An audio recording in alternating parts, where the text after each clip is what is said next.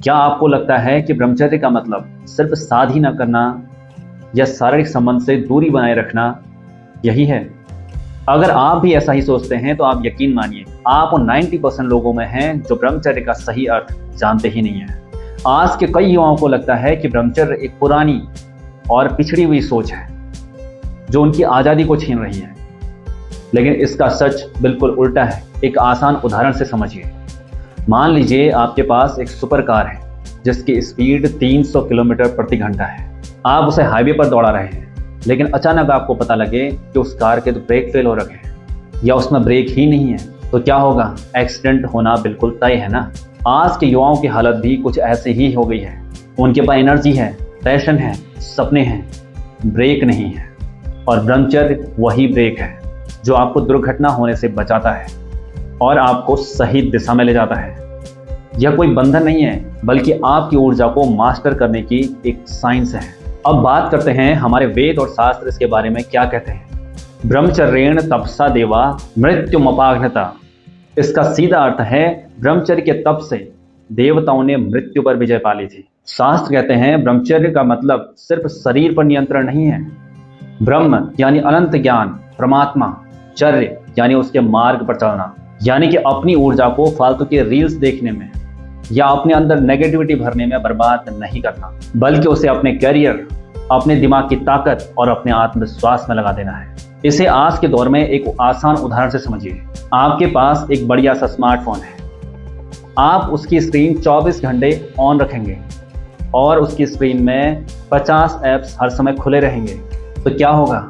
Battery 2 घंटे में बिल्कुल खत्म हो जाएगी और आपका फ़ोन बंद होने लगेगा। और आज का युवा एग्जैक्टली यही कर रहा है। फोन देखना, social media addiction, over thinking, इन सब के जरिए अपनी दिमागी बैटरी को लगातार कमज़ोर कर रहा है।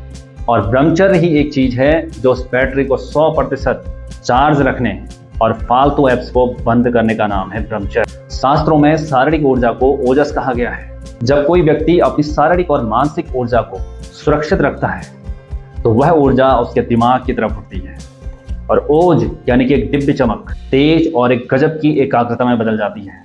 महर्षि पतंजलि ने अपने योग सूत्र में साफ साफ लिखा है, ब्रह्मचर्य प्रतिष्ठायाम वीर लाभ।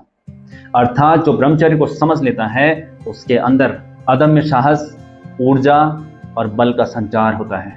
हमारे ऋषि इस चीज को समझाने के लिए दूध का उदाहरण देते थे।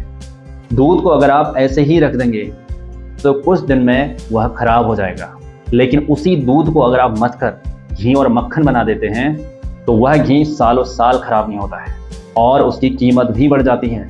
और ब्रह्मचर्य भी आपके जीवन का वही मंथन है जो आपको एक साधारण इंसान यानी दूध को एक मूल्यवान शक्तिशाली इंसान यानी घी में बदल देता है। स्वामी विवेकानंद, आचार्य चाणक्य, भगवान हनुमान जी, इन सभी की असीमित शक्ति और असीमित बुद्धि का रहस्य भी ब्रह्मचर्य ही था।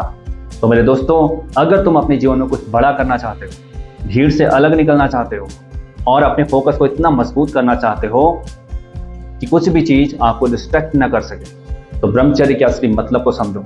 यह किसी गुफा में जाकर बैठना नहीं है, यह अपने कर्म क्षेत्र में रहते हुए अपनी आंखों, अपने कानों और अपने विचारों को पवित्र करना है। और आज से ही अपनी ऊर्जा को वेस्ट करना बंद करो, अपने सपनों को हकीकत में बदलने में लगाओ। अगर आपको इस वीडियो से ब्रह्मचर्य का सही अर्थ समझ आया तो इसे अपने उन दोस्तों तक जरूर पहुंचाइए जो सोशल मीडिया के जाल में अपनी एनर्जी को बर्बाद कर रहे हैं। और आपसे रिक्वेस्ट करूंगा कि आप कमेंट में जरूर लिखें कि मैं आज से अपनी ऊर्जा का सही इस्तेमाल करूंगा।